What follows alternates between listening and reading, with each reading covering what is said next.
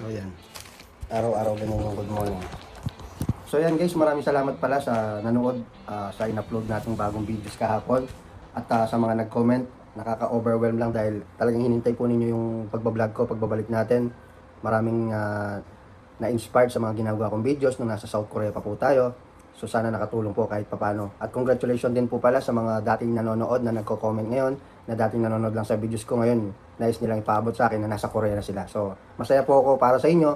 At sa mga naghihintay po, kasama sa buhay talaga yun yung kailangan natin maghintay. At kapag okay ng lahat, ayos na ang lahat, ibibigay din sa inyo ni Papa Gian, ni Lord Jan. Huwag lang po tayo magmadali. Mas maganda po lagi yung plano ni Lord sa atin kaysa sa mga plano natin. Yun lang po ang lagi nyo tatandaan.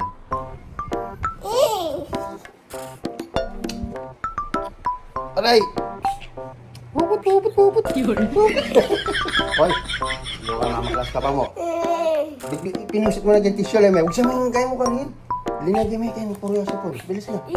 Ba't mo nilagay dyan? Lagay mo na doon.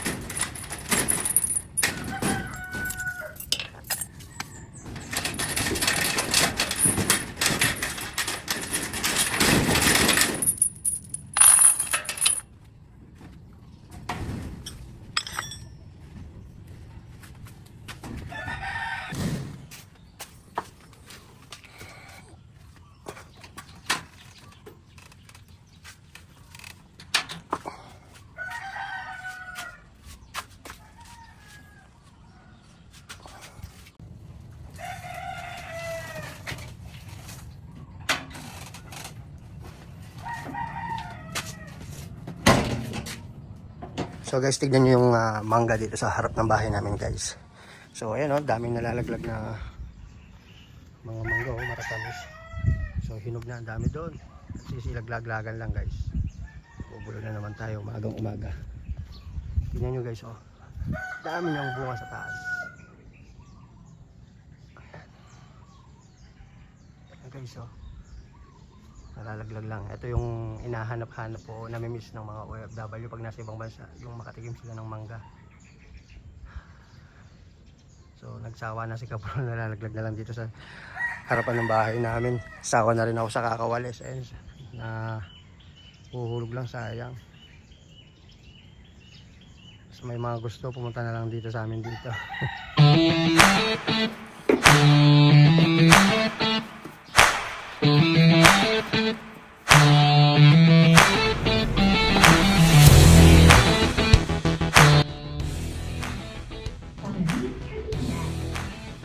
블루투스 모드입니다.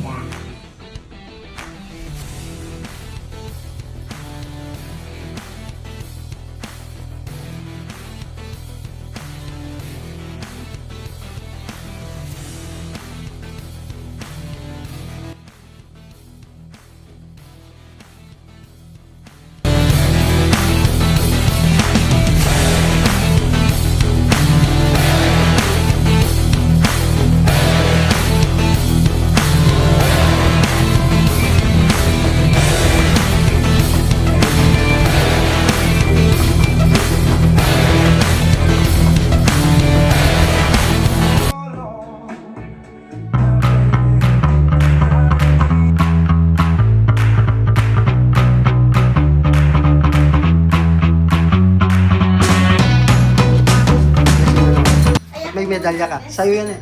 Besin mabagal uminom ng gatas. Besin palaging wait pag may inuutos ako. Oray! Ano yan? Medal ko? O sige. Anong award ko? Best in. Ano? Ano? Bahong-bahong ng Ay, support. doon ka. Best in Tanggalin laging mo, magpahos ako. best in laging utos ng utos. Best in ang baho ng utak pati kahit kilikili. Maliwanag.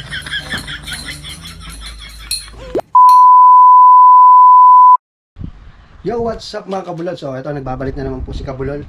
So, sa napanood nyo sa umpisa ng video to, so, yung paglilinis ng sasakyan, paglilinis ng tricycle, pag-exercise ko sa taas, alos yan yung mga lagi kong ginagawa araw-araw. Dahil siguro, sanay din yung katawan natin sa loob ng mahabang panahon na pagtatrabaho natin sa South Korea, parang hinahanap ng katawan natin yung lagi tayong gumagalaw. Kaya, minsan kahit nasa bahay lang ako, kung ano na yung nililinis natin. So, yan, buhay Pilipinas. Grabe, napakainit po. So sadya naman talagang ramdam mo na nasa Pilipinas ka na. Although ngayon pa-summer na rin sa South Korea. Shoutout pala sa mga kasama ko sa dating company na Songjong Gumsuk, sina Kenneth, sina Bandari, sina Hira, si Serpa siguro. So sila yung naiwan ngayon sa trabaho. Iniwan ko sila yung napag-iwanan ko dun sa ginagawa ko, lalo na si Kenneth, mag-isang Pilipino lang siya. Isa sa napakahirap na panahon na lagi naming nararanasan doon during summer talaga, dahil bukod sa napakainit ng trabaho namin, dahil nagbubuhos kami ng tanso, nagluluto kami, tinutunaw namin, nagmamolde kami, hindi kaya ng isang electric pan lang.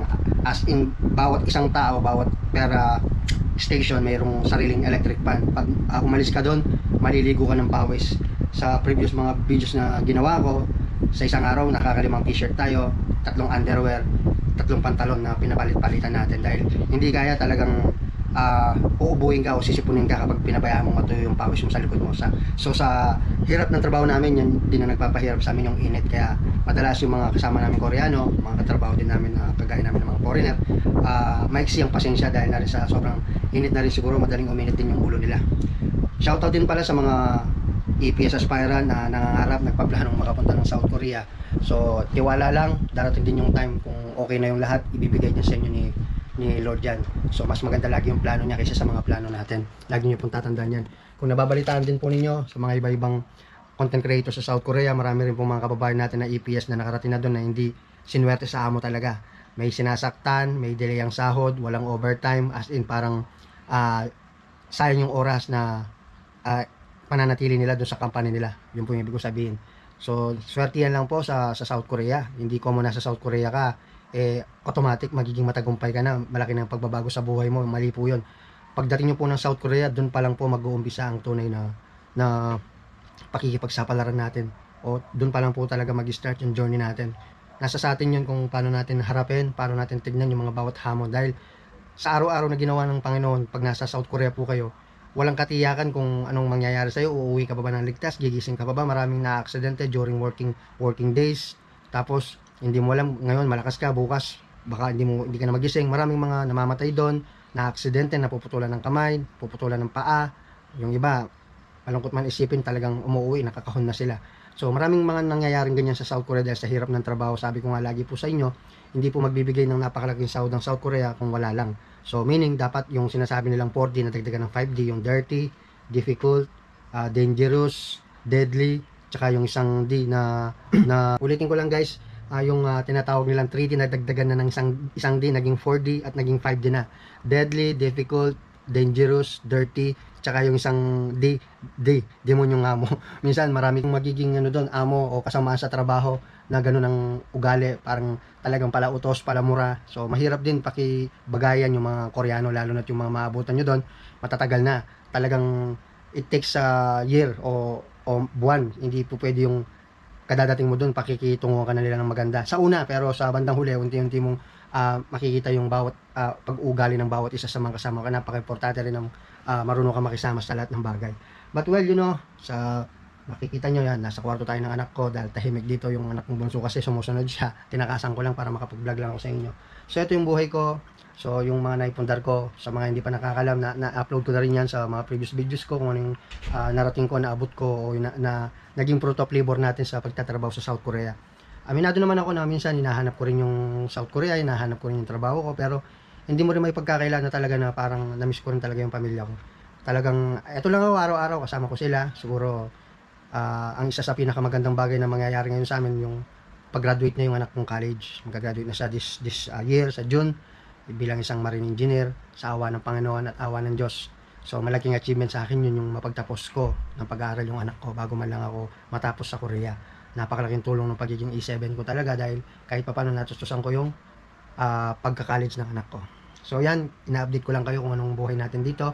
So naghihintay pa ako ng mga unit ko na ibebenta, wala pa kasing itanan ng over sa akin, wala pa kasing itinimbre sa akin na may mga unit na paparating. Kasi kumukuha tayo guys sa mga yung repo, yung mga slightly used pero not obvious talaga, sariwa pa yung mga year 2024, 2025 model.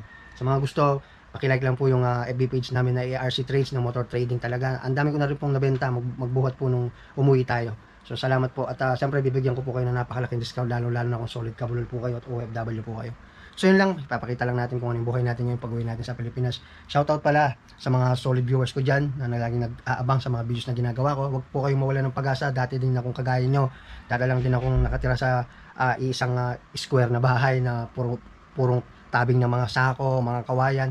So ngayon, sino magkakala, di ba? Makakarating tayo ng South Korea. Kaya tiwala lang guys. So hanggang dito na lang, magkita ulit tayo sa susunod kong gagawin video. Hoy! Andyan na, sumisilip na, yung anak ko makulit. Nagbablog ako dito eh. Dito na. Wait lang ako, Sheriff. Wala, may makatay na naman sa Yan ang buhay niya, dahil bakasyon. Yan. Laro na cellphone, kakain pag nagutom, kukulitin ako, aawahin ako. Yan lang. Di ba? No!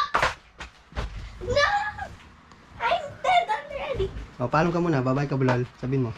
Mwah, bye-bye. Ako upo, John. Ako, umupo ako. Nandito na. No, papa, order mo muna to. Ano? Order na naman. Ow. Babay na guys.